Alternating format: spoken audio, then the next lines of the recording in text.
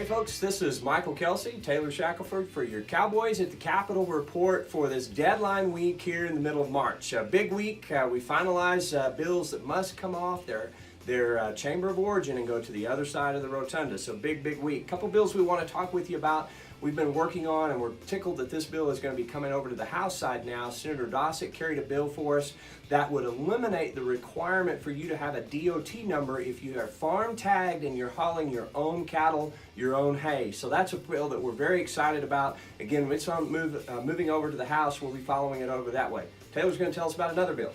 So Senator Bergstrom has SB 392, which passed off the Senate floor and will now head to the House side. This is an exciting bill for us because it deals with alternative protein sources. So the lab meat that we've been referring to, the fake meat, we've got a bill that carries some of Missouri's legislation and their language that will help us out here in Oklahoma to control what can be labeled as a beef product. If you guys are curious about that one, I encourage you to pay attention as it goes through the House. Very good. Two other bills that we're working on to slow down and stop. One of them has to deal with the concept of ad valorem by municipalities. That bill, there's actually two bills, one on the House side, one on the Senate side. They're a bit different. One has 2 mills, one has 5 mills. There's some other language that's different as well. Those bills have been held over until next year. So it gives us as an ag community an opportunity to work on those bills, work with OML, work with police and fire to continue modifying those bills as we move those forward. That process, we're pretty confident is going to happen. We're the last state in the country that does not allow municipalities ad valorem, so we think that's going to happen, but this gives us a great opportunity to work in the interim.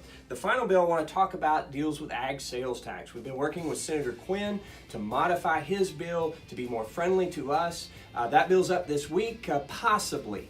May or may not be. Again, according to that deadline, it may not have time to get up, which quite frankly we'd be just fine with. But we as a community, an ag community, did provide him some language that we believe would be acceptable to modify slightly the ag sales tax exemption to where we can keep using that, up the penalty, if you will, for those who fraudulently, that's a tough word to say, use the ag sales tax. So we'll continue to work on that bill if it should go forward. I think Taylor has a few closing comments. So it brings us to a good point in this production. If you guys are curious about where your legislator stands, we'd actually encourage you to just give a phone call and see if they are pro, neutral, or against a legislation.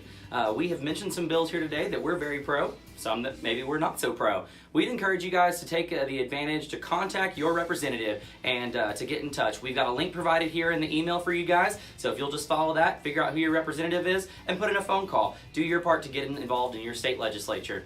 Thank you guys. This has been our Cowboys at the Capitol video.